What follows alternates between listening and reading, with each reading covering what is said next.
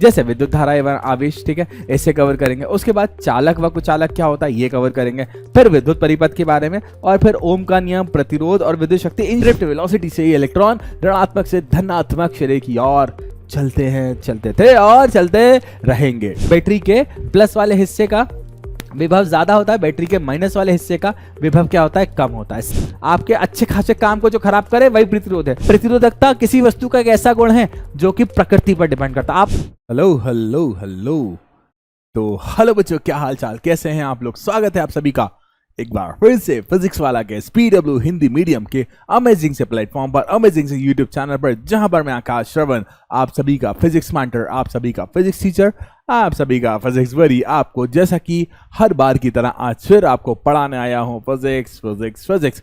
हम बहुत दिनों से एक नई सीरीज प्लान किए हैं, किसके लिए बच्चे, आपके लिए। और सीरीज का नाम क्या है, समरी सीरीज, जो कि स्पेशली डिजाइन की गई है क्लास 10th के बच्चों के लिए। देखो और भी काफी पैरेलल सीरीज चल रही हैं, बोर्ड बूस्टर पैरेलल सीरीज चल रही है, समरी सीरीज चल रही है, मास्टर 30। अब इतना सारा मटेरियल आपके लिए अवेलेबल है, इतना सारा मटेरियल आपके लिए उपलब्ध है, तो कृपया कर अच्छी तरह से ध्यान दें, कृपया कर अच्छी तरह से पढ़ाई करें, और हर चीज आपके लिए उपलब्ध है। तो बच्चे, मैं आकाश श्रवण आप सभी का एक बार फिर से स्वागत करता हूं इस समरी सीरीज में, जिसमें हम पूरा चैप्टर बहुत छोटे से टाइम में खत्म करेंगे, पूरा चैप्टर बहुत छोटे से टाइम में खत्म करेंगे। इन शॉर्ट आप इसे वन शॉट लेक्चर भी कह सकते हो। वन शॉट लेक्चर में होता क्या है कि हम पूरा चैप्टर जो होता है ना, वन शॉट में खत्म करते हैं, और यहां पर भी हम पूरा चैप्टर एक शॉट में अराउंड 40-45 मिनट के टाइम स्पान में खत्म करेंगे। तो चलिए शुरू करते हैं आज की क्लास, लेके प्रभु का नाम। अब बच्चे, आज हम कौन सा चैप्टर कवर करने वाले हैं,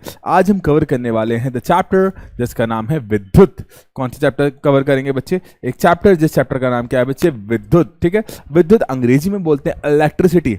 क्या बोलते हैं बच्चे, इलेक्ट्रिसिटी, इलेक्ट्रिक इलेक्ट्रॉनों का शहर, इलेक्ट्रिसिटी मतलब इलेक्ट्रॉनों का शहर। अब आज हम कौन कौन से टॉपिक कवर करने वाले हैं, वे जैसा कि हम जानते हैं कि आज तो हम पूरे ही टॉपिक कवर करेंगे, जितने चैप्टर में सारे के सारे टॉपिक कवर करेंगे। जैसे विद्युत धारा एवं आवेश, ठीक है, इसे कवर करेंगे। उसके बाद चालक व कुचालक क्या होता है ये कवर करेंगे।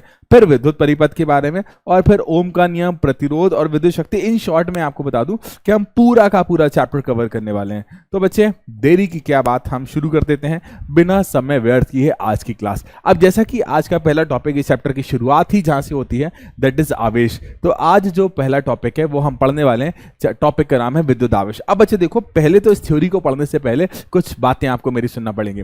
विद्युत आवेश किसी वस्तु का वह गुण है, गुण है मतलब वस्तु है तो विद्युत आवेश है, अगर वस्तु नहीं है तो विद्युत आवेश भी नहीं है। तो विद्युत आवेश किसी भी वस्तु का वह गुण है जिसके कारण एक वस्तु दूसरी वस्तु को आकर्षित करती है, या दूसरी वस्तु पहली वस्तु को आकर्षित करती है।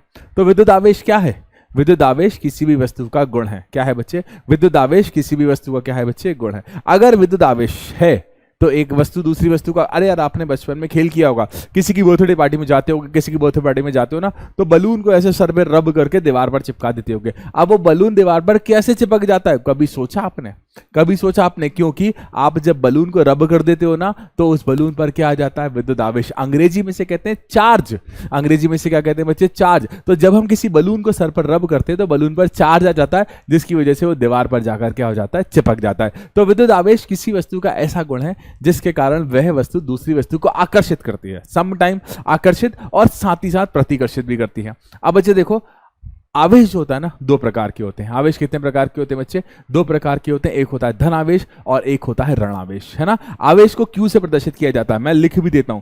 आवेश दो प्रकार के होते हैं, वैसे हमें पता है कि आवेश को क्यू से प्रदर्शित किया जाता है। आवेश दो प्रकार के होते हैं, एक होता है धन आवेश और एक होता है ऋण आवेश, ठीक है। एक होता है धन आवेश और एक होता है ऋण आवेश। धन आवेश मतलब पॉजिटिव और ऋण आवेश मतलब नेगेटिव। तो आवेश दो प्रकार के होते हैं, एक होता है धन आवेश और एक होता है ऋण आवेश। अब आपने मेरी बात को सुना होगा, मैंने कहा कि जब हम बलून को रब करते हैं ना, तो बलून के पास प्रॉपर्टी आती है अट्रैक्शन करने की। तो रब करने के पहले क्या था, रब करने के पहले प्रॉपर्टी नहीं थी, रब करने के पहले प्रॉपर्टी थी लेकिन छुपी हुई थी। जब हमने रब करा ना तो उसके अंदर चार्ज इंड्यूस हो गया। जब हमने रब करा ना तो उसके अंदर जो इलेक्ट्रॉन थे ना, वो इलेक्ट्रॉन ट्रांसफर हुए। हो सकता है मेरे सर से भाई साहब बलून की तरफ गए हो, या फिर बलून से मेरे सर की तरफ आए हो। तो इलेक्ट्रॉन के ट्रांसफर की वजह से क्या बोला, आवेश में जो परिवर्तन होता है, आवेश जो उत्पन्न होता है ना, वो इलेक्ट्रॉन के ट्रांसफर की वजह से होता है कि इलेक्ट्रॉन एक वस्तु से दूसरी वस्तु में गए, दूसरी वस्तु से एक वस्तु में गए। अच्छा, एक वस्तु से दूसरी वस्तु में गए तो इलेक्ट्रॉन की कमी होगी, और दूसरी वस्तु में इलेक्ट्रॉन आए तो इलेक्ट्रॉन की अधिकता होगी। तो मेरे बच्चों, इलेक्ट्रॉन की अधिकता या इलेक्ट्रॉन की कमी से ही आवेश आता है। देखो बेटा, इलेक्ट्रॉन की कमी के कारण धनावेश उत्पन्न होता है। मतलब किसी वस्तु में इलेक्ट्रॉन कम है तो उसे इलेक्ट्रॉन चाहिए ना, और इलेक्ट्रॉन चाहिए तो अपोजिट लेना पड़ेगा ना, तो उसके पास धनावेश आता है ताकि इलेक्ट्रॉन उसके पास आ जाए। तो इलेक्ट्रॉन की कमी से कौन सा आवेश उत्पन्न होता है, धनावेश। और बच्चे, इलेक्ट्रॉन अगर अधिक होंगे तो इलेक्ट्रॉन देना चाहता है, तो कौन सा आ जाता है बच्चे, ऋण आवेश आता है। अब बेटा एक बहुत अच्छी बात है ना, एक बहुत अच्छी बात है कि दो समान आवेश, मतलब अगर हम धनात्मक और धनात्मक आवेश को पास लाना चाहेंगे वो नहीं आएंगे, क्योंकि ये एक दूसरे को क्या करते हैं बच्चे, प्रतिकर्षित करते हैं। एक दूसरे को क्या करते हैं बच्चे, प्रतिकर्षित करते हैं। एक धनावेश और एक ऋणावेश एक दूसरे को क्या करता है बच्चे, आकर्षित करता है। अच्छा, ये जो बात है धनावेश के प्रतिकर्षण की, ये जरूरी नहीं धनावेश पर ही लगे, ये ऋणावेश पर भी लग सकते हैं। अर्थात दो नेगेटिव चार्ज होंगे तो भी एक दूसरे को प्रतिकर्षित करेंगे, दो पॉजिटिव चार्ज होंगे तो भी एक दूसरे को प्रतिकर्षित करेंगे, एक पॉजिटिव एक नेगेटिव होगा तो एक दूसरे को क्या करेंगे, आकर्षित करेंगे। ठीक है, तो बच्चे देखो ये बात यहां पर लिखी हुई है कि समान आवेश एक दूसरे नहीं, भाई साहब, ऑपरेटर साहब, दूसरे नहीं, दूसरे, ठीक है, दूसरे को प्रतिकर्षित करता है। असमान आवेश एक दूसरे नहीं, दूसरे को आकर्षित करता है। तो जो समान आवेश होते ना, ये रहे, समान आवेश एक दूसरे को प्रतिकर्षित करता है और असमान आवेश एक दूसरे को आकर्षित। तो ये समान आवेश हैं, एक दूसरे को प्रतिकर्षित करते हैं, और ये असमान आवेश हैं जो एक दूसरे को क्या करते हैं बच्चे, आकर्षित करते हैं। ठीक है, अब बच्चे देखो अब बच्चे देखो स्थैतिक, बच्चे इलेक्ट्रिसिटी के बारे में हम पढ़ते हैं ना, तो इलेक्ट्रिसिटी जब हम विद्युत के बारे में पढ़ते हैं ना, तो विद्युत को दो पार्ट्स में डिवाइड किया जाता है। एक होता है इलेक्ट्रोस्टैटिक, जैसे हिंदी में बोलते हैं स्थैतिक विद्युत, और एक होता है इलेक्ट्रिक करंट या फिर करंट इलेक्ट्रिसिटी, जिसे बोला जाता है धारा विद्युत। तो हम पहले स्थैतिक विद्युत के बारे में पढ़ेंगे और फिर धारा विद्युत के बारे में। अब बड़ा सिंपल सा है, जब आवेश जो होता है ना, रेस्ट में होता है, आराम कर रहा होता है, विटाम नहीं विराम, ठीक है, जब आवेश विराम की स्थिति में होता है तो इसे स्थैतिक विद्युत कहते हैं। और जब आवेश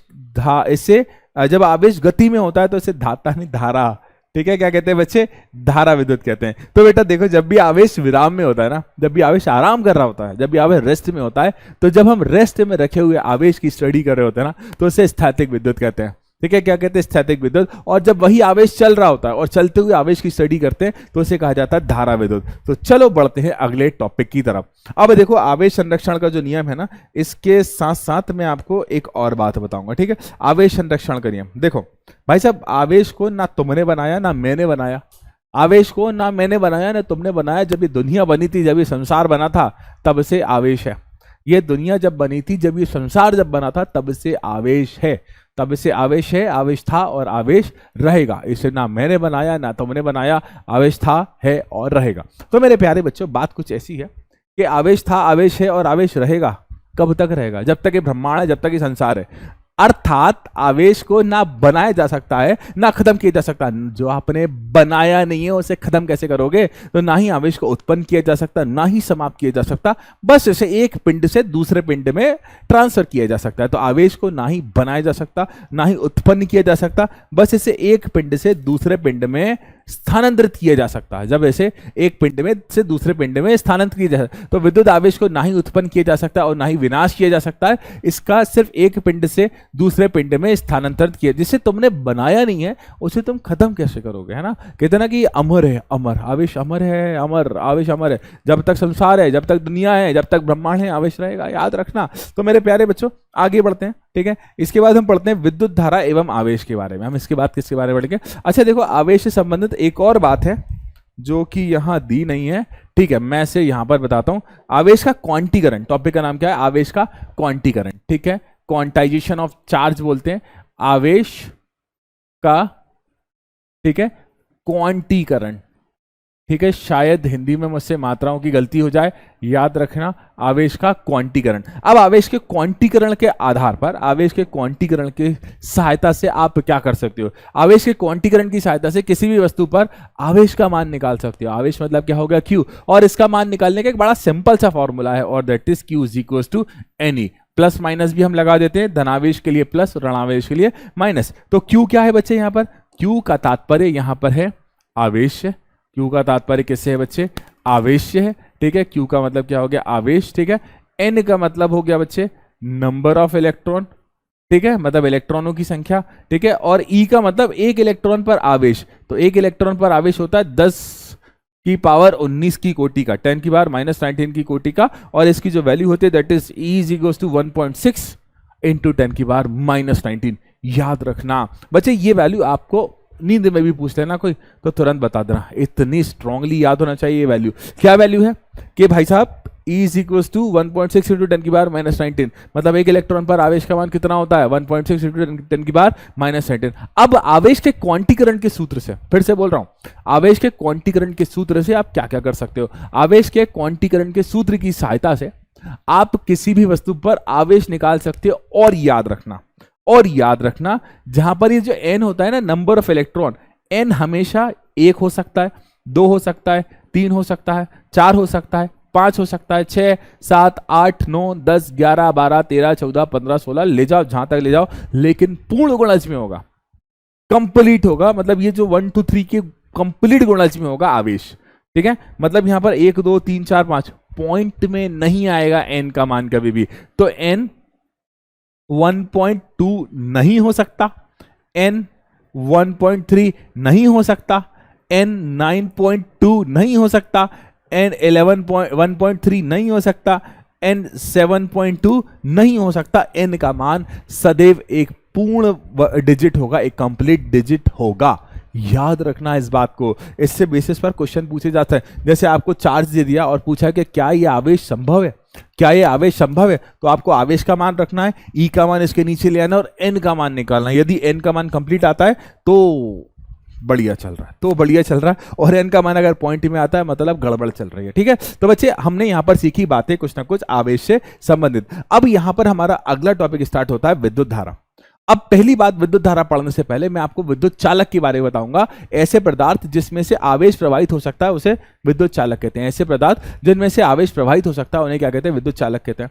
और ऐसे पदार्थ जिनमें से विद्युत चालक नहीं प्रवाहित हो सकता, विद्युत धारा प्रवाहित नहीं हो सकती, क्या कहते हैं? हाँ, क्या कहते हैं? हाँ, सही जो बोल रहे हो तुम, सही बोल रहे हो। तो विद्युत चालक ऐसे पदार्थ होते हैं जो अपने में से आवेश या फिर विद्युत धारा का प्रवाह होने देते हैं, साथ ही साथ वो ऊष्मा को भी जाने देते हैं, गर्मी को भी ले जाओ, ठीक है। अच्छा हाँ, कुछ चालक ऐसे पदार्थ होते हैं जो अपने में से विद्युत धारा का प्रवाह नहीं होने देते, ठीक है। तो बच्चे जब भी हम विद्युत धारा की बात करेंगे ना, तो याद रखना क्या दिमाग में आना चाहिए। जब भी हम विद्युत धारा की बात करेंगे ना, तो पहली चीज आपके दिमाग में क्या आना चाहिए?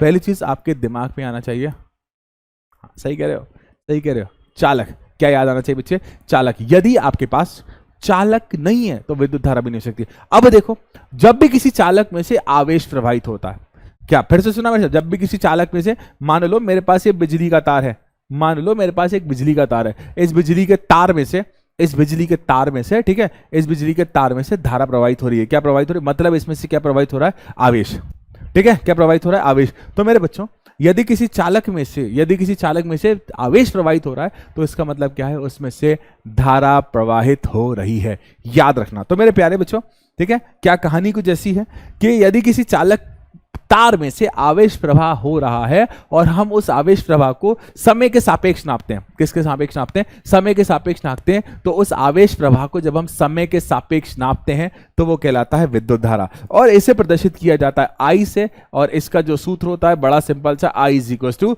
Q/T होता है, क्योंकि समय के सापेक्ष नाप रहे हो ना, इसलिए यहां पर क्या रख दिया? T। अच्छा यार सर, आपने ये बताया था यहां पर Q का मान, तो क्या आवेश का मान हम यहाँ बदल सकते हैं? तो एक होता है Q/T और एक सूत्र होता है Ne/T। ये लो भाई साहब, ये आपका विद्युत धारा का यूनिवर्सल फॉर्मूला है, जिसे आप हर जगह लगा सकते हो। अब बच्चे देखो, जो आवेश होता है ना, इसको कूलम में नापा जाता है। किस में नापा जाता है? कूलम आवेश का मात्रक होता है। और T जो होता है ना, हाँ, T को हम किस में नापते हैं? बिल्कुल सही कह रहे हो, एकदम सही बात कह रहे हो, सेकंड में नापते हैं। तो यहां से विद्युत धारा का जो मात्रक आता है, कूलम अपॉन सेकंड आता है। तो एक कूलम अपॉन 1 सेकंड कहलाता है 1 एम्पियर। तो विद्युत धारा का मात्रक क्या है बच्चे? विद्युत धारा का मात्रक होगा 1 एम्पियर।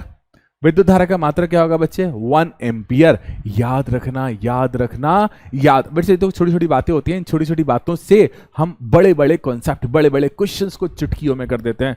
तो इन छोटी छोटी बातों को इग्नोर मत करना, इन छोटी छोटी बातों को भूलना नहीं, क्योंकि इन छोटी छोटी बातों में बहुत बड़े बड़े क्वेश्चंस के राज छुपे होते हैं।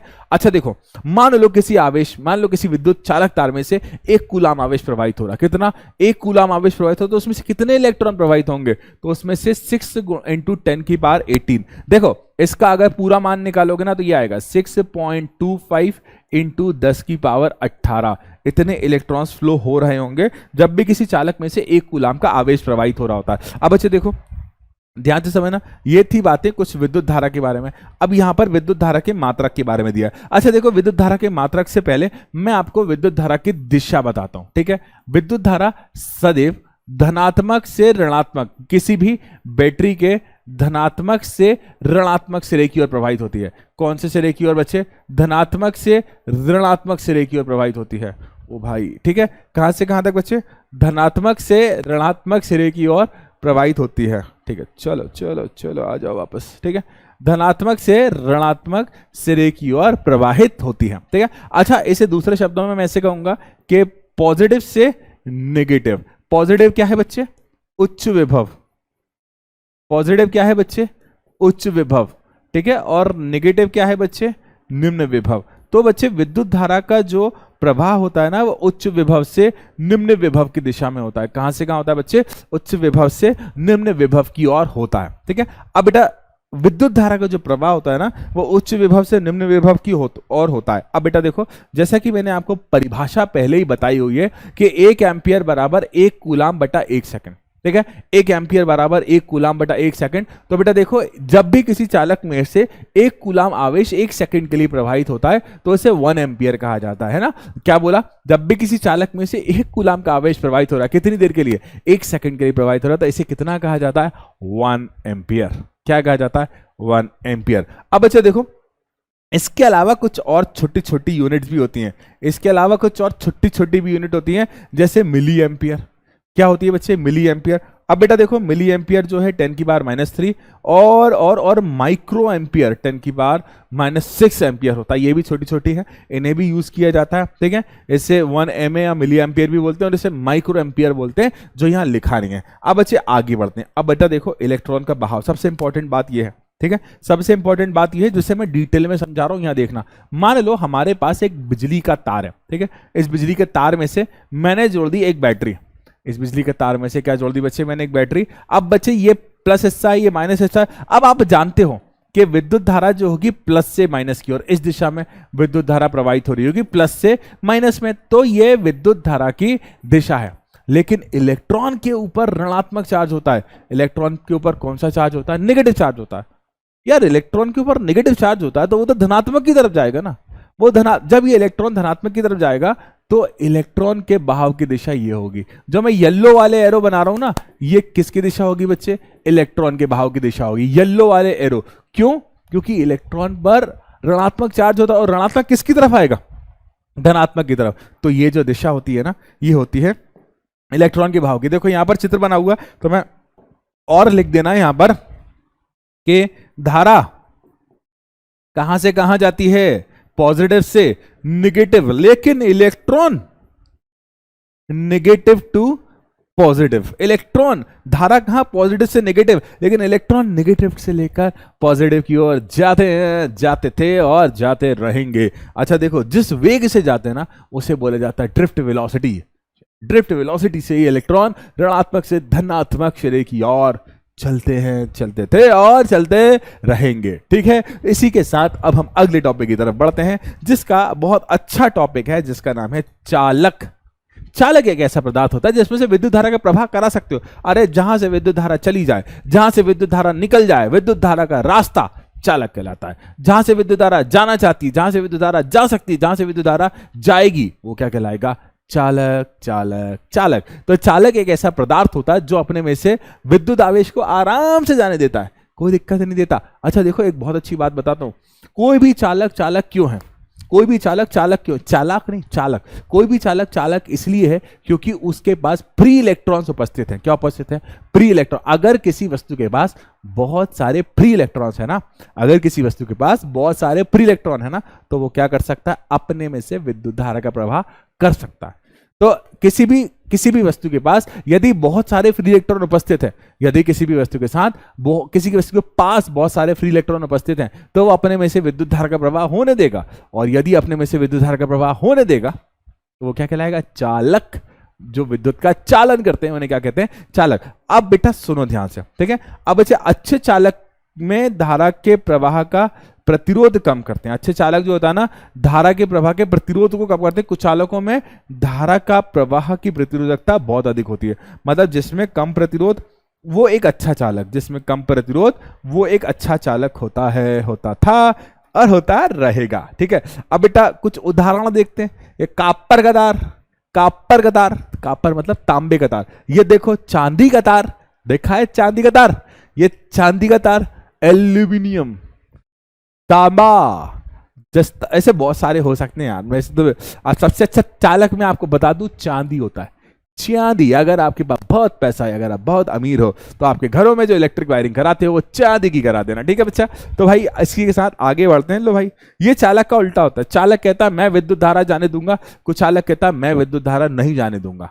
तो ऐसे पदार्थ जो अपने में से विद्युत धारा का प्रवाह होने ही नहीं देते, ऐसे पदार्थ जो अपने में से विद्युत धारा का प्रवाह होने नहीं देते, वो क्या कहलाते हैं? कुचालक, कुचालक, कुचालक, ठीक है। तो कुचालक ऐसे पदार्थ होते हैं, जैसे आपको कभी बिजली का तार सही करना होता है तो लकड़ी से सही करते हो। लकड़ी से क्यों करते हो? क्योंकि लकड़ी से आपको करंट नहीं लगेगा, क्योंकि लकड़ी क्या है? कुचालक है। लकड़ी क्या है? कुचालक है। तो कुचालक ऐसे पदार्थ होते हैं जो अपने में से विद्युत धारा का प्रवाह नहीं होने देते, नहीं होने देते, नहीं होने देते। अब बेटा कुचालक कौन कौन से पदार्थ हो सकते हैं? उदाहरण दो सर। रबर। अरे आपने किसी इलेक्ट्रीशियन को देखा होगा, जब लाइट का काम करता है तो हाथ में रबर के ग्लव्स पहन लेता है। क्यों पहन लेता है? क्योंकि रबर जो होता है ना विद्युत का कुचालक है, वो बिजली के तार को पकड़ भी लेगा ना, तो अब वो रबर अपने में से धारा प्रवाह नहीं होने देगी, तो आपको कुछ फर्क नहीं पड़ेगा। उसके बाद प्लास्टिक, प्लास्टिक भी एक विद्युत का कुचालक है। एबोनाइट, एबोनाइट भी एक विद्युत का कुचालक है। और कांच, कांच भी एक विद्युत का कुचालक है। तो रबर, प्लास्टिक, एबोनाइट और कांच, ये सारे के सारे विद्युत का कुचालक हैं और ये अपने में से धारा का प्रवाह नहीं होने देते, नहीं होने देते और नहीं होने देते। अब बढ़ते हैं अगले विद्युत परिपथ की तरफ। यार हमारे घरों में, आपके आसपास जिस शायद रूम में आप बैठे हो, पंखा लगा होगा, लाइट लगी होगी, हो सकता है कूलर लगाओ, हो सकता है फ्रिज रखाओ, हो सकता है वहां पर छोटा वाला पंखा, टेबल फैन रखा हो सकता है वहां प्रेस रखी हो सकता है वहां पर चारों तरफ बिजली के तार लगे हो सकता है वो इलेक्ट्रिक तार आपको दिख रहे हो सकता है ना भी दिख रहे हो, अंडरग्राउंड फिटिंग भी तो होती है। तो ये क्या पूरी बात, पूरी कहानी है क्या? ये पूरा का पूरा विद्युत परिपथ है। तो विद्युत परिपथ एक ऐसा रास्ता है जिसमें से विद्युत धारा प्रवाहित हो सकती है। विद्युत परिपथ एक ऐसा रास्ता है जिसमें से विद्युत धारा प्रवाहित हो सकती है और उसमें हम अलग अलग चीजें जोड़ते रहते हैं। हम उसमें अलग अलग चीजें क्या करते रहते हैं? जोड़ते रहते हैं उसमें बेटा, है ना। जैसा कि आप विद्युत परिपथ में कभी फ्रिज जोड़ देते हो, कभी बल्ब जोड़ देते हो, कभी ट्यूबलाइट जोड़ देते हो, कभी एसी जोड़ देते हो, कभी आप टीवी जोड़ देते हो, कभी कुछ जोड़ देते हो, कभी प्रेस जोड़ देते हो, कभी हीटर जोड़ देते हो, कुछ भी जोड़ देते हैं। तो विद्युत परिपथ एक ऐसा बंद रास्ता है, रास्ता बंद होता है वो भाई साहब। विद्युत परिपथ तभी विद्युत धारा प्रवाहित करेगा जब रास्ता कैसा होगा? बंद होगा। तो विद्युत परिपथ एक ऐसा रास्ता है जो बंद होता है, जो क्या होता है बच्चे? बंद होता है, बंद होता है, बंद होता है। तो विद्युत परिपथ एक ऐसा बंद रास्ता है जिसमें से विद्युत प्रवाह आराम से हो सकता है, जिसमें से विद्युत प्रवाह आराम से हो सकता है और ये सदैव बंद होना चाहिए। अगर ये बंद नहीं होगा तो रास्ता टूट जाएगा और रास्ता टूट जाएगा, रास्ता खुल जाएगा तो विद्युत धारा का प्रवाह नहीं होगा। तो बच्चे किसी विद्युत धारा के सतत तथा बंद पथ को विद्युत परिपथ कहते हैं, ठीक है। अच्छा, नीचे विद्युत का प्रवाह लिखा हुआ है, ठीक है। इसके बारे में अपन पहले पढ़ चुके हैं। चलो, ये पिछली स्लाइड का यहां आ गया है। अब बच्चे आगे बढ़ते हैं, ठीक है। अब किसी भी परिपथ में कितनी विद्युत धारा प्रवाहित हो रही है, किसी भी परिपथ में कितनी विद्युत धारा प्रवाहित हो रही है, उसे नापने के लिए कौन सा उपकरण उपयोग में लिया जाएगा? किसी भी परिपथ में कितनी विद्युत धारा प्रवाहित हो रही है उसे नापने के लिए हम उपयोग करेंगे एमीटर का। किसका यूज करेंगे बच्चे? अमीटर। अमीटर डायग्राम में कुछ ऐसा बनाया जाता है, ऐसा, ऐसा और ऐसा। ये क्या बना दिया बच्चे हमने? अमीटर। तो अमीटर एक ऐसा इंस्ट्रूमेंट होता है, अमीटर एक ऐसा इंस्ट्रूमेंट होता है जो कि किसी भी चालक में से कितनी धारा प्रवाहित हो रही है वो नापकर बताएगा। अमीटर सदैव सदैव सदैव श्रेणी क्रम में लगता है। अमीटर सदैव किस में लगता है बच्चे? श्रेणी क्रम में। अमीटर का जो प्रतिरोध होता है कम प्रतिरोध होता है, अमीटर का प्रतिरोध कम प्रतिरोध होता है। और अगर किसी आदर्श अमीटर की बात करें तो इसका प्रतिरोध लगभग शून्य होगा। ठीक है, लगभग कितना होगा बच्चे? शून्य होगा। अब हम बात करें, एक गैल्वेनोमीटर लिखा है। ठीक है, गैल्वेनोमीटर एक ऐसी युक्ति होती है जिसका काम है कि विद्युत धारा उपस्थित है या नहीं। क्या इसका काम क्या है बच्चे?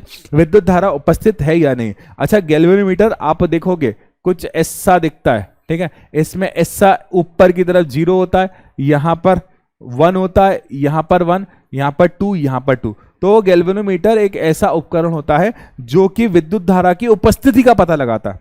ठीक है, और साथ ही साथ एक और काम करता है, विद्युत धारा का दिशा का पता भी लगा के देता है। 2 काम करता है। अब एक और है वोल्टमीटर, अगली स्लाइड में तो नहीं है, अगली स्लाइड में। ठीक है, तो उसके बारे में मैं आपको अभी बताऊंगा। तो किसी भी परिपथ में से विद्युत धारा का मापन करने के लिए कि कितनी विद्युत धारा प्रवाहित हो रही है, कितनी विद्युत धारा प्रवाहित होगी, उसका पता लगाने के लिए एक डिवाइस का उपयोग करते हैं जिसे क्या कहा जाता है? अमीटर। तो अमीटर एक ऐसी युक्ति है जो कि किसी भी विद्युत धारा में प्रवाहित धारा को पता लगाएगी। हमारा काम करके देता है अमीटर। 1 एम्पियर धारा है, 2 एम्पियर धारा है, 3 एम्पियर धारा है, 4 एम्पियर धारा है, 5 एम्पियर धारा है, सब नाप के आपको अमीटर बता देगा। अच्छा, धारा का पता लगाना है आपको कि धारा है या नहीं, टेस्टिंग करना है तार में से करंट फ्लो हो रहा है या नहीं, तो गैल्वेनोमीटर का उपयोग करोगे। किसका उपयोग करोगे? गैल्वेनोमीटर का। तो गैल्वेनोमीटर एक ऐसा उपकरण होता है जो सिर्फ और सिर्फ क्या पता लगाता है कि कितनी सिर्फ धारा उपस्थित है यानी धारा की दिशा क्या है। चलो अब हम आगे बढ़ते हैं। अगला टॉपिक है बच्चे विभव।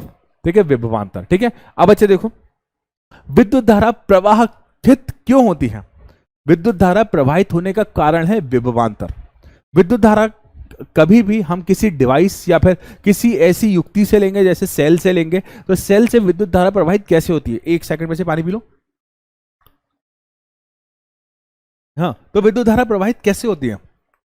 तो विद्युत धारा के प्रवाहित होने के लिए विभवांतर का होना बहुत जरूरी है। यदि विद्युत धारा नहीं है, यदि विद्युत धारा नहीं है तो इसका मतलब विभवांतर भी नहीं है, और अगर विद्युत धारा है तो मतलब विभवांतर तो होगा ही होगा ही होगा ही। अब बैटरी के प्लस वाले हिस्से पर, बैटरी के या सेल के प्लस वाले हिस्से का विभव ज्यादा होता है और बैटरी के माइनस वाले हिस्से का विभव क्या होता है? कम होता है। बैटरी के प्लस वाले हिस्से का विभव ज्यादा होता है, बैटरी के माइनस वाले हिस्से का विभव क्या होता है? कम होता है। सेल की बात करो या बैटरी की बात करो तो इसका ज्यादा और इसका कम होना, इसका विभव ज्यादा होना और इसका विभव कम होना, यही चीज है जो कि इलेक्ट्रॉन को प्रवाहित करने पर मजबूर करता है। और जहां भी इलेक्ट्रॉन का प्रवाह होता है वहां पर विद्युत धारा बन जाती है। तो बच्चे देखो, विद्युत धारा के प्रवाहित होने के पीछे कौन सी चीज रिस्पॉन्सिबल है, कौन सी चीज जिम्मेदारी लेती है? तो उसका नाम है विभवांतर। इसका नाम क्या बच्चे? विभवांतर। तो इलेक्ट्रॉन्स तभी गति करेंगे जब किसी परिपथ या चालक के सिरों में विद्युत दाब में अंतर हो। विद्युत दाब मतलब विभव में अंतर हो, और इस अंतर को कहा जाता है विभवांतर। इस अंतर को क्या कहा जाता है बच्चे? विभवांतर। अगर विभवांतर है तो ही विद्युत धारा प्रवाहित होगी, और अगर विभवांतर नहीं है तो विद्युत धारा का प्रवाह नहीं होगा, नहीं होगा और नहीं होगा। याद रखेंगे इन सारी बातों को बच्चे। देखो, विद्युत विभव या फिर विद्युत विभवांतर का जो सूत्र होता है W/Q होता है। ठीक है, इसका जो सूत्र होता है क्या होता है? W/Q, और इसका जो मात्रक होता है, इसका मात्रक मतलब किसका मात्रक? विभवांतर का। विभवांतर का जो मात्रक होता है ये होता है वोल्ट। ठीक है, क्या होता है बच्चे? वोल्ट। और वोल्ट, 1 वोल्ट को अगर आप परिभाषा करोगे तो कार्य कितना लोगे? 1 जूल, और कूलाम कितना लोगे? 1 कूलाम। तो किसी परिपथ में जब 1 कूलाम आवेश प्रवाहित होता है, किसी परिपथ में से जब 1 कूलाम आवेश प्रवाहित होता है, और जब आवेश प्रवाहित होता है तो उसमें जो कार्य होता है 1 जूल होता है। मतलब किसी परिपथ में, वैसे आपकी परिभाषा बहुत अलग जाती है, वो कहती है कि बाहर से विद्युत क्षेत्र तक लाओ, लेकिन अभी आपको विद्युत क्षेत्र के बारे में पता ही नहीं है।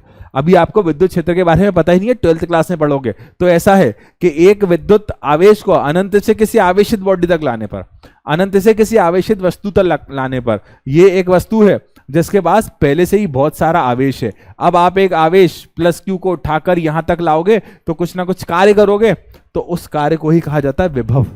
और जब एक बिंदु से दूसरे बिंदु तक ले जाते हैं तो उसे विभवांतर कहा जाता है बच्चे। तो बेटा ध्यान से, 1 volt is equal to 1 joule by 1 coulomb होता है। यदि किसी विद्युत आवेश को एक बिंदु से दूसरे बिंदु तक ले जाने में कितने आवेश को, 1 कूलाम के आवेश को कार्य कितना पड़ता है? 1 जूल का कार्य करना पड़ता है। तो जो विभव होता है ये होता है 1 वोल्ट।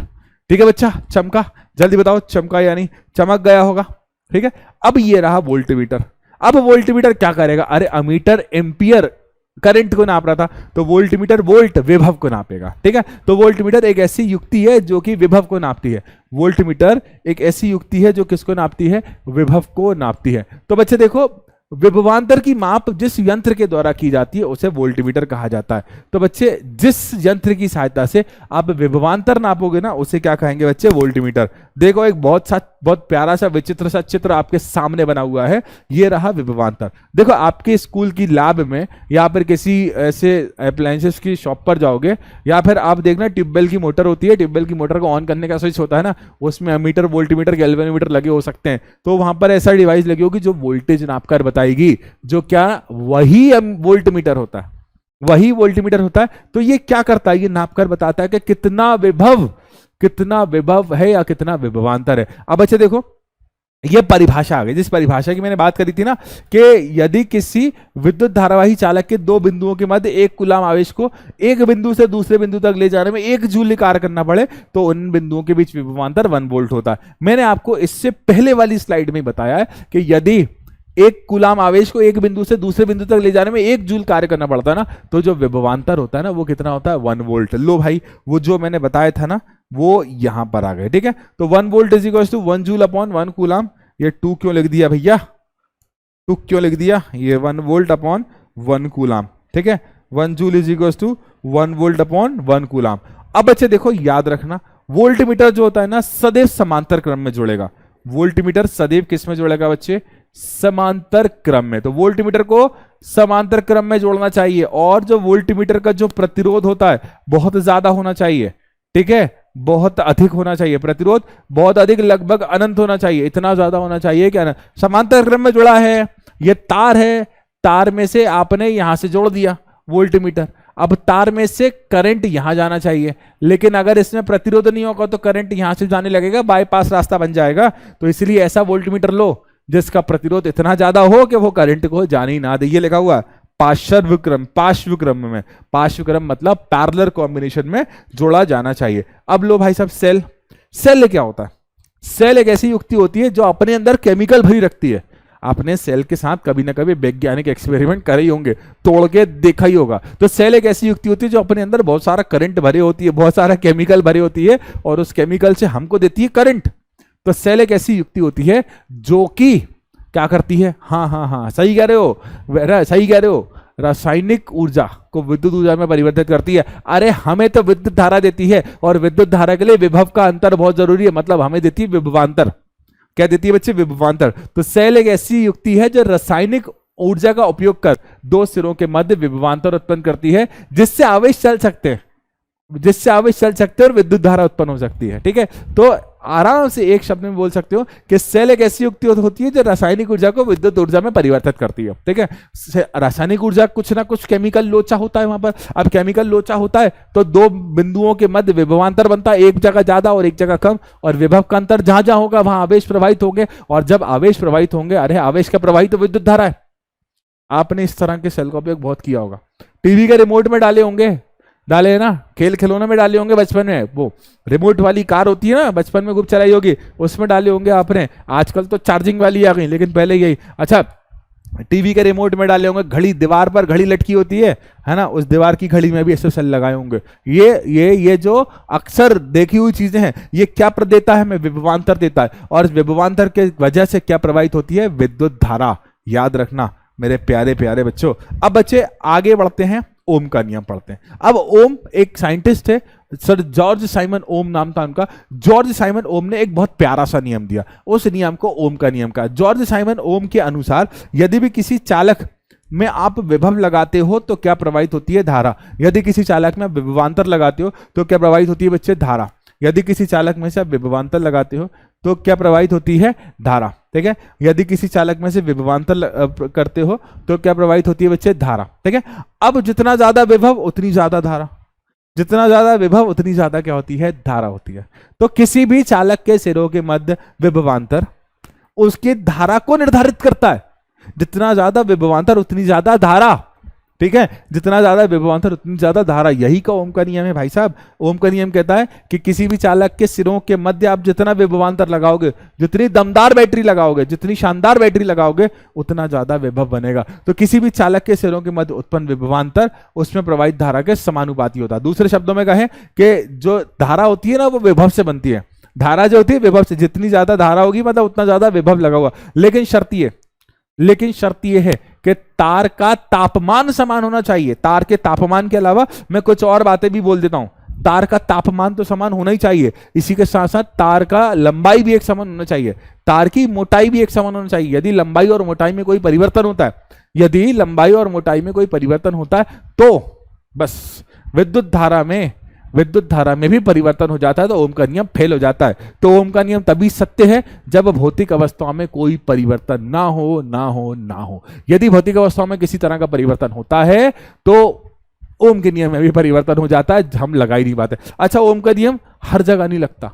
ओम का नियम अच्छा ओमीय चालक होना चाहिए, एक ओम के नियम को फॉलो करने वाला चालक होना चाहिए, तभी। आप ये मत सोचना कि मेरे पास अर्ध चालक है और मैं ओम का नियम लगा दूंगा, फेल हो जाएगा ओम का नियम। ओम का नियम यूनिवर्सल नहीं है, ओम का नियम सिर्फ ओमीय चालक के लिए जो खुद इसे फॉलो करते हैं। जैसे आप अर्ध चालक की बात करोगे तो वहां तो उल्टा ही चलता है, जैसे जो ओमी नियम होते हैं अपने तार का प्रतिरोध बढ़ाते जाते हैं जैसे जैसे धारा का मान बढ़ता है, उसमें जैसे जैसे विभव का मान बढ़ता है, कुछ ऐसी कहानी होती है। तो प्रतिरोध जो होता है वो तीन बातों पर डिपेंड करता है। लंबाई पर, किस पर डिपेंड करता है? लंबाई पर, एरिया पर। अगर आप लंबाई और एरिया बदल दोगे तो ओम का नियम खत्म हो जाता है, फिर आपको ओम का नियम नए सिरे से लगाना पड़ता है, और फिर से आप लंबाई और उसकी चौड़ाई का मान बदल दोगे, लंबाई और मोटाई का मान बदल दोगे, तो आपको ओम का नियम नए सिरे से लगाना पड़ेगा। तो ओम का नियम उसी जगह पर वैलिड है जो ओम का नियम फॉलो करते हैं, याद रखना। अब अगर लंबाई और मोटाई में परिवर्तन कर देते हैं तो प्रतिरोध बदल जाता है। तो लंबाई और मोटाई और तापमान को नियत रखेंगे, अर्थात प्रतिरोध को नियत रखेंगे। तो नियत क्या है यहां पर? आर, ठीक है। जहां पर आर क्या होता है बच्चे? प्रतिरोध होता है। और प्रतिरोध के बारे में मैं आपको अगली स्लाइड में पढ़ाने ही वाला हूं, इसके बारे में डिटेल में। तो प्रतिरोध क्या होता है बच्चे? किस प्रतिरोध क्या होता है? तो पहले यदि आप ओम के नियम के लिए ऐसे चालक को उठाओ जो ओम का नियम फॉलो करता है, यदि आप ऐसे चालक के लिए ओम का नियम करने वाले हो तो उस चालक के लिए ग्राफ भी बना लेना।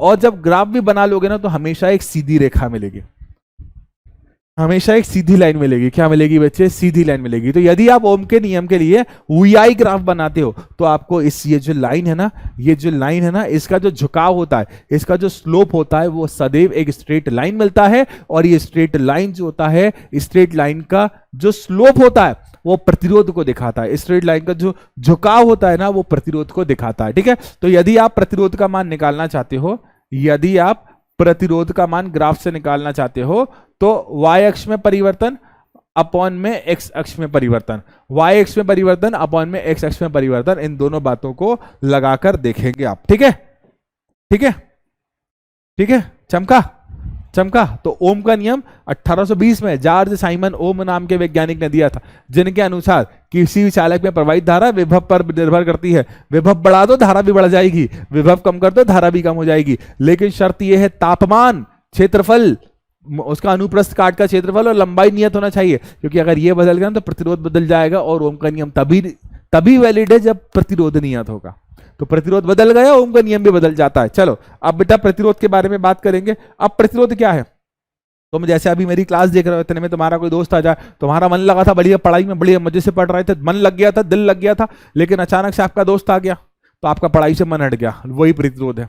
आपको जो काम करने से रोके वही प्रतिरोध है, आपके अच्छे खासे काम को जो खराब करे वही प्रतिरोध है। आप अच्छे से काम कर रहे हो और कोई दिक्कत आ जाए वही प्रतिरोध है। साइकिल चलाते हो, अचानक से सड़क पर खड्डा आ जाता है तो अब भड़ाम से आप खड्डे पे से निकाल देते हो, नहीं स्पीड स्लो करते हो ना, वही है प्रतिरोध। आपके काम में जो परेशानी दे वही प्रतिरोध है ना। आपके काम में जैसे आप अपने दोस्त से बात कर रहे हो, आप अपने दोस्त से बात करो, इधर से मम्मी की 150 किलोमीटर से उड़ती हुई फ्लाइंग चप्पल आए तो वो आप दोनों की बातों के लिए प्रतिरोध है ना। तो अगर आप कोई काम कर रहे हो और काम करते में कोई दिक्कत हो जाए, वही क्या है? प्रतिरोध होता है। किसी भी काम को करने में होने वाली दिक्कत, दैट इज कॉल्ड इट्स प्रतिरोध, इट्स बैरियर। तो उसी तरह से विद्युत धारा की बात करें, अरे विद्युत धारा बल्कि चालक में से जा रही थी, उसको कोई दिक्कत नहीं हो रही थी, लेकिन अचानक से दिक्कत होने लगी, वो दिक्कत ही कहलाती है प्रतिरोध। तो विद्युत धारा के मार्ग में अगर कोई दिक्कत होती है, विद्युत धारा के मार्ग में अगर कोई परेशानी होती है, विद्युत धारा के मार्ग में अगर कोई अवरुद्ध होता है जो कि विद्युत धारा को प्रभावित करता है, कम भी कर सकता है, वैसे तो कम ही करेगा, दिक्कत है ना तो कम ही करेगा। तो विद्युत धारा के मार्ग में जब भी किसी प्रकार की कोई कमी होती है, विद्युत धारा के मार्ग में किसी प्रकार का अवरुद्ध होता है, तो उस अवरुद्ध को ही विद्युत प्रतिरोध कहा जाता है और कहा जाता है।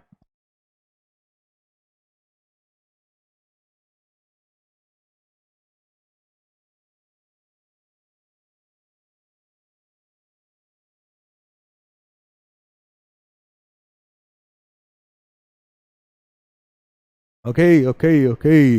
अब भाई साहब, विद्युत धारा के बारे में इतनी बातें हो गई, ये धाटा धाटा क्यों लिखा है इसने, धारा लिखना है यहां पर। अब विद्युत धारा को धाटा लिख दिया भाई साहब ने, धाटा यहां तो सही लिखा है ना, होकर प्रवाहित होने विद्युत धारा, हाँ धाटा क्यों लिख दिया इसने, इसमें तेरा धाटा मेरा कुछ नहीं डाटा तो विद्युत प्रतिरोध का मान निकालने का सूत्र यहां से उठा लो। विद्युत प्रतिरोध का मान निकालने का जो सूत्र है वो है V is equal to I R. V is equal to क्या है, आई आर है, जहां पर I इज इक्वल टू क्या होता है, V बाय आर। और यदि आप R का मान निकालना चाहते हो, यदि आप R का मान निकालना चाहते हो, जल्दी बताओ क्या आएगा, R का मान V बटा आई। R का मान क्या आएगा बच्चा, V बटा आई। R का मान क्या आएगा, V बटा आई। अब मेरे भोले भाले प्यारे प्यारे बच्चों, अब जॉर्ज साइमन ओम साहब ने ये बात बताई थी, तो उनके नाम पर ही प्रतिरोध का मात्रक पड़ गया। क्या मात्रक पड़ गया, ओम। ठीक है, तो प्रतिरोध का जो मात्रक होता है वो होता है ओम। इसे इस सिंबल से प्रदर्शित किया जाता है, ओम को प्रदर्शित करने का सिंबल होता है। तो प्रतिरोध का ऐसा ही मात्रक ओम होता है। ठीक है, ओम होता है। और V बटा आई यदि आप किसी एक चालक के लिए निकाल रहे हो, यदि किसी एक तार के लिए निकाल रहे जिसकी लंबाई और मोटाई एक जैसी है, तो इसका अनुपात सदैव एक स्थिरांक आएगा, एक नियतांक आएगा, इसकी जो वैल्यू होगी हमेशा एक जैसी होगी। तो विद्युत धारा के मार्ग में जो दिक्कत होती है ना, उस दिक्कत को क्या कहा जाता है, प्रतिरोध कहा जाता है। अब मेरे बच्चे, प्रतिरोध किन किन बातों पर डिपेंड करता है, प्रतिरोध डिपेंड करता है चालक की लंबाई पर। प्रतिरोध किस पर डिपेंड करता है बच्चे, चालक की। जैसे जैसे मैं यही लिख देता हूं उसके सामने, ठीक है, जैसे जैसे आप चालक की लंबाई बढ़ाओगे, प्रतिरोध का मार्ग भी, प्रतिरोध का मान भी बढ़ जाएगा। अरे चालक तार छोटा है यार, इलेक्ट्रॉन कम चलेंगे, चालक तार लंबा है, इलेक्ट्रॉन ज्यादा चलेंगे। जब इलेक्ट्रॉन ज्यादा चलेंगे ना, तो ज्यादा दिक्कत होगी, आपस में ज्यादा टकराएंगे, आपस में ज्यादा टकराएंगे तो प्रतिरोध का मान भी बढ़ेगा। दूसरा, अनुप्रस्थ काट के क्षेत्रफल के अनुक्रमानुपाती होता है। यदि आप एक ऐसा तार ले लो जो कि पतला है, अब इलेक्ट्रॉन को पतला रास्ता मिल गया, पतले रास्ते में से जाने में दिक्कत होगी, तो तार की मोटाई बढ़ाओ, रेजिस्टेंस का मान कम करो, तो R प्रोपोर्शनल 1/a। ठीक है। तीसरा, तापमान के समानुपाती होता है। जैसे जैसे तापमान बढ़ेगा ना, उसके अंदर इलेक्ट्रॉन के बाद ऊर्जा आ जाएगी, इलेक्ट्रॉन तेजी से भागेंगे, आपस में टकरा जाएंगे, आपस में टकराएंगे। टकराने की जरूरत है क्या इनको? नहीं, इन्हें तो एक दिशा में जाना, लेकिन टकरा तो रहे हैं। तो जब भी टकराते हैं ना, तो भी प्रतिरोध उत्पन्न होता है। उसके अलावा प्रकृति, ये पदार्थ की प्रकृति के बारे में हम विशिष्ट प्रतिरोध पे बातें करेंगे। तो यहां से R समानुपाती है L से, R समानुपाती है 1/a के। ठीक है, तो R तापमान पर भी डिपेंड करता है। ठीक, अब बच्चे देखो, यहां से शुरुआत होती है, यहां से शुरुआत होती है प्रतिरोधकता की। बच्चे बहुत अच्छी बात है, इसको याद रखना। ठीक है, मेरी क्लास के जो टॉपर बच्चे हैं ना, मतलब आप जो देख रहे हो ना, आप टॉपर हो, जो आप ही से बोल रहा हूं, जो आप वीडियो देख रहे हो, है ना, सुनो मेरी बात, तुमसे ही कह रहा हूं, तुमसे ही, हाँ तुमसे ही। तो जो अगर हम बात कर रहे हैं प्रतिरोधकता की, बहुत इंपॉर्टेंट बात है। इसी की वजह से तांबे के तार का उपयोग करते हो घर में, एल्यूमिनियम के तार का उपयोग करते हो घर में, इसी की वजह से। अब प्रतिरोधकता किसी वस्तु का एक ऐसा गुण है जो कि प्रकृति पर डिपेंड करता है। आपने कौन सा तार लिया, तांबे का लिया है, लोहे का लिया है, एल्यूमिनियम का लिया है, जिंक का लिया है, जस्ते का लिया है, कौन इसे तार पर लिया है? तो प्रतिरोधकता किसी वस्तु का वह गुण होता है जो कि उस वस्तु के पदार्थ पर, किस पदार्थ का बना है। अब अच्छे देखो, सुनना ध्यान से, कहानी पूरी ऊपर लिखी हुई है कि प्रतिरोधकता चालक की लंबाई व अनुप्रस्थ काट के क्षेत्रफल के साथ नहीं बदलती, परंतु तापमान के साथ परिवर्तित होती है। ठीक है, अब बेटा देखो ध्यान से, ये तापमान वाली बात मुझे जमी नहीं। ठीक है, इसको मैं थोड़ा सा परिवर्तन कर देता हूं। बेटा देखो, ये समीकरण, अरे रे काला रंग मेरी तरह। ठीक है, अब ये समीकरण 1 और ये समीकरण 2 दोनों को मिला दें तो R प्रोपोर्शनल क्या बन जाएगा, L/a। अब दुनिया का सच है, प्रोपोर्शनल हटाओ कांस्टेंट लगाओ, तो हम यहां भी कुछ ना कुछ प्रोपोर्शनल हटाकर कांस्टेंट लगा देते हैं। तो लो रॉ हमने क्या लगा दिया, कांस्टेंट। अब इस रॉ को ही कहा जाता है विशिष्ट प्रतिरोध। ठीक है, क्या बोला जाता है, विशिष्ट प्रतिरोध। कितना भारी सा शब्द है ना विशिष्ट प्रतिरोध, कितना भारी भरकम सा शब्द है ना भाई साहब।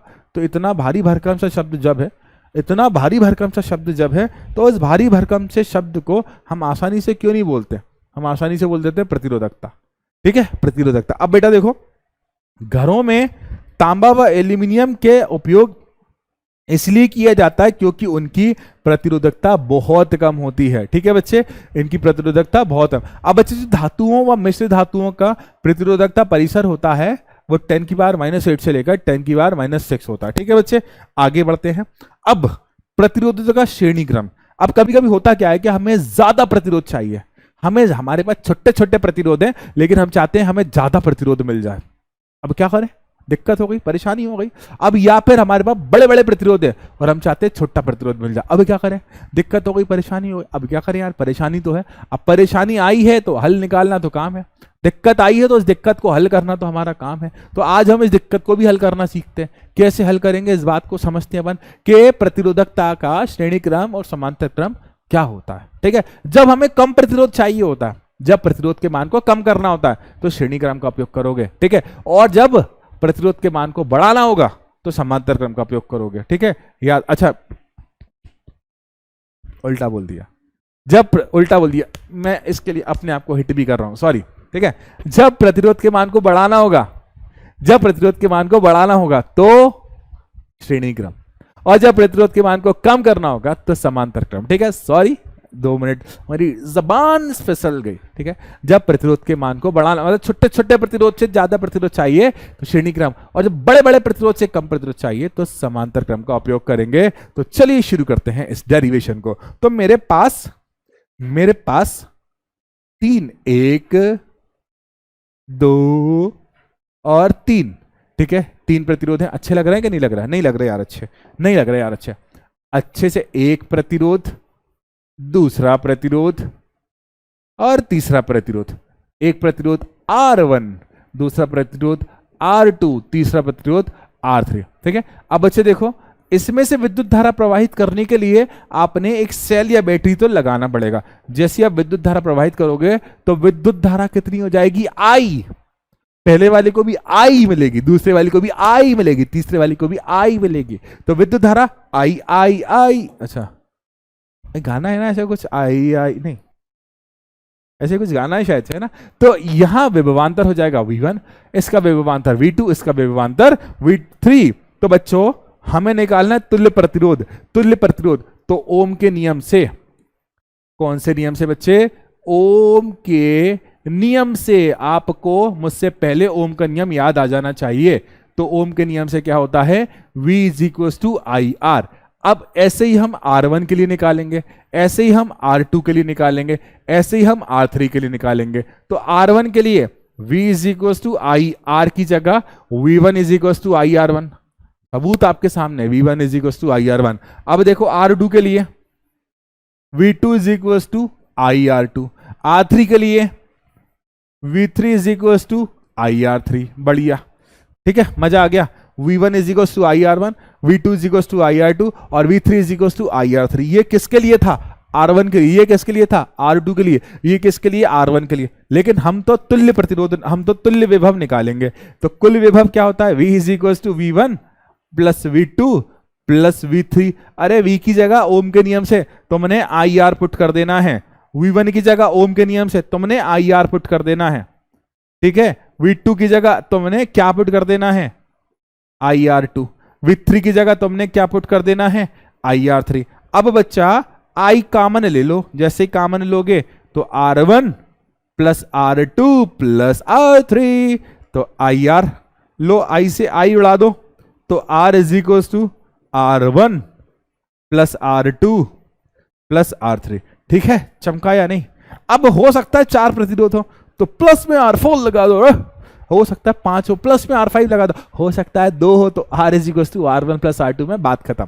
तो जब भी श्रेणी क्रम में जुड़े होते हैं तो धारा एक जैसी होती है, समांतर क्रम में धारा अलग अलग होती है, जिसके बारे में हम आगे पढ़ने वाले हैं अगले में। अब भाई साहब समांतर क्रम, अब समांतर क्रम ये एक प्रतिरोध है, ये एक प्रतिरोध है जिसका मान है R1, ये दूसरा प्रतिरोध है जिसका मान है R2, ठीक है, ये तीसरा प्रतिरोध है जिसका मान क्या है बच्चे R3, ठीक है। अब इनके एक सिरों को जोड़ दो, इनके दूसरे सिरों को जोड़ दो, ठीक है, एक सिरों को जोड़ दिया, दूसरे सिरों को जोड़ दिया बच्चे, यहां से हमने एक बैटरी जोड़ देना, ठीक है। जैसे ही बैटरी जोड़ देना तो यहां पर विद्युत धारा के लिए अलग अलग मार्ग हैं, तो कुल धारा क्या है I, विद्युत धारा I1, यहां से जाने वाली धारा I2 और यहां से जाने वाली धारा I3, तो I1 plus I2 plus I3, ठीक है, ठीक है। अब भाई साहब अगेन मैं ओम का नियम लगाऊंगा, तो ओम के नियम से जल्दी जल्दी बताना, डेरिवेशन इंपॉर्टेंट है,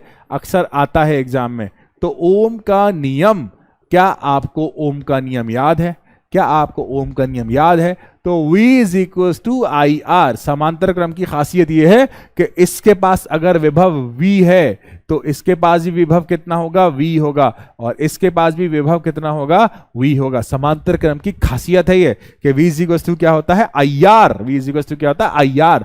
अब ऐसे ही करके आपने R1 के लिए निकालना है, फिर R2 के लिए निकालना है, और फिर R3 के लिए निकालना है। तो R1 के लिए V is equal to IR की जगह V1 is equal to IR1। अधिक जानकारी के लिए कृपया कर इस डायग्राम को देखें।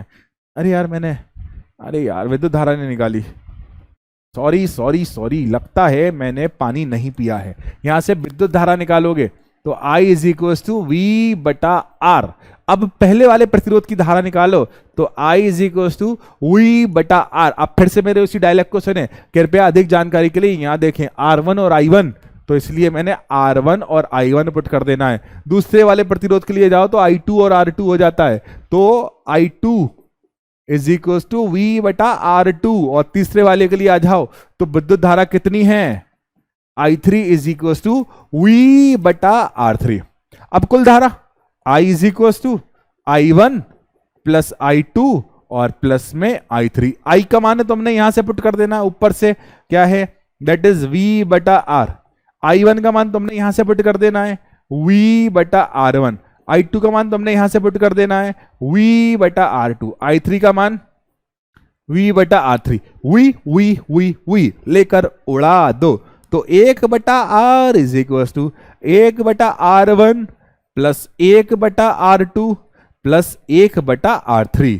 अगर 4 होते तो 1 बटा R4 भी लगा देते, 5 होते तो 1 बटा R5 भी लगा देते, 6 होते तो 1 बटा R6 भी लगा देते, जितने हैं उतने लगा दो। 2 होते तो R1 और R2 पे बात खत्म हो जाती। अब भाई विद्युत धारा के कुछ गुणों के बारे में बात करें। मेरी याददाश्त कमजोर हो गई है, थोड़ा सा पानी पी लूं, ठीक है।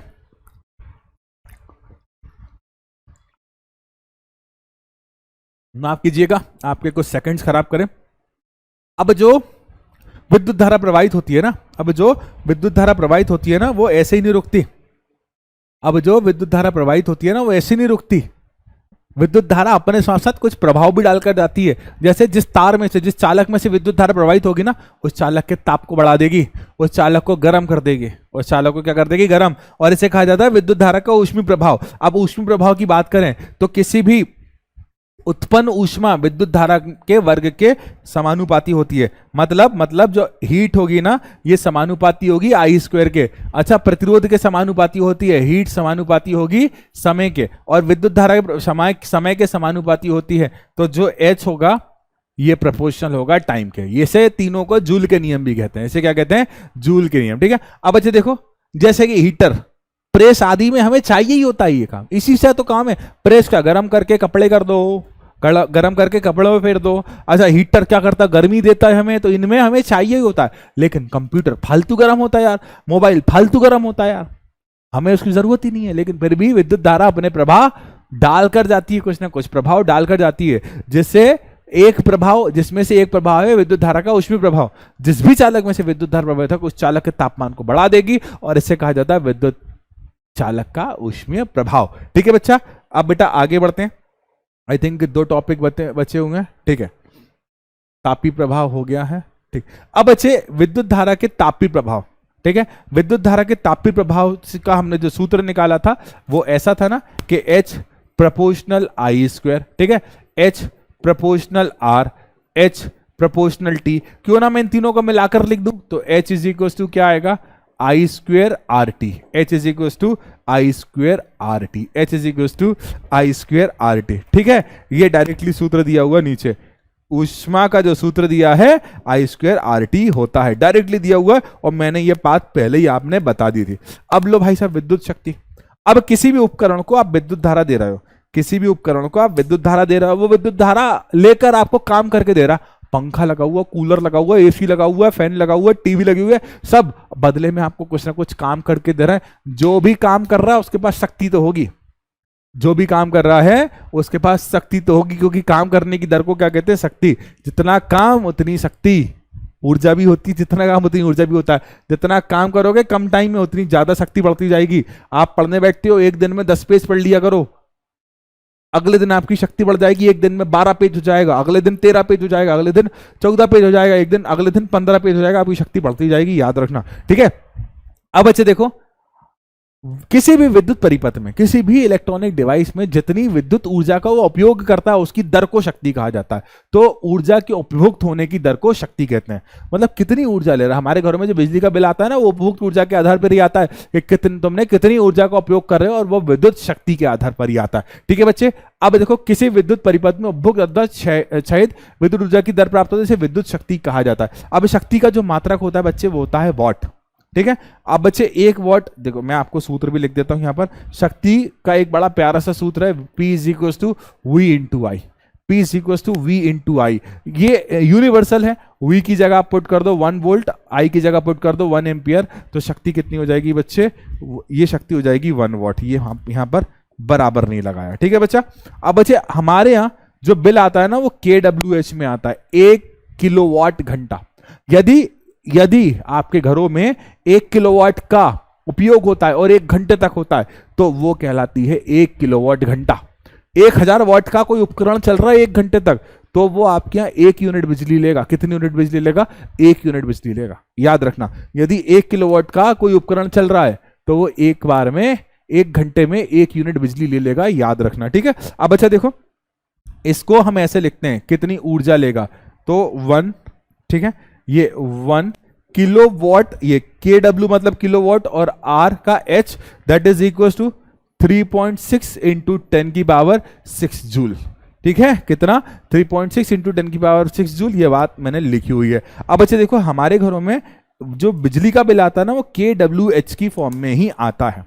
आई होप समरी सीरीज में आपको सारी की सारी चैप्टर की समरी बहुत कम टाइम में मिलती होगी। जैसा कि आपको पता है, 10th बोर्ड के लिए डेडिकेटेड होकर हम एक उड़ान फास्ट ट्रैक का बैच चला ही रहे हैं, जिसमें पूरी की पूरी जानकारी के साथ, बिल्कुल डिटेल में, बिल्कुल ज्ञान के साथ, इंडिया के मोस्ट एक्सपर्ट टीचर्स ने, इंडिया के मोस्ट एक्सपर्ट टीचर ने, इंडिया की बेस्ट फैकल्टी ने, आपके हिंदी मीडियम की बेस्ट फैकल्टी ने आपके लिए पूरा का पूरा स्ट्रक्चर, पूरा का पूरा डिजाइन सिलेबस बड़े प्यार से, बड़े डिटेल में आपको पढ़ाया हुआ है।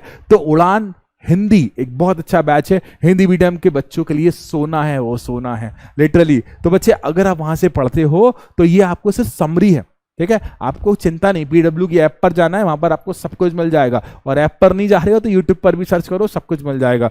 समरी सीरीज आपके सामने है, ये समरी सीरीज का लेक्चर देख रहे हो आप। उसके बाद मास्टर 30 सीरीज, तो ऑप 30 इंपॉर्टेंट क्वेश्चन। उसके बाद बोर्ड बूस्टर, आपको 10th के पूरे बूस्टर में कम टाइम में पूरा चैप्टर मिल जाएगा। आप जाओ देखो तो जरा, सब कुछ आपके पास है, ठीक है। अब इसी के साथ हम बढ़ते हैं एक बहुत अच्छे से थॉट की तरफ। विकल्प बहुत मिलेंगे मार्ग भटकाने के लिए। मैंने आपको बोला था ना कि किसी भी कार्य को कर रहे होते हो ना, तो कार्य को करते करते में अवरुद्ध या प्रतिरोध तो मिलेगा ही।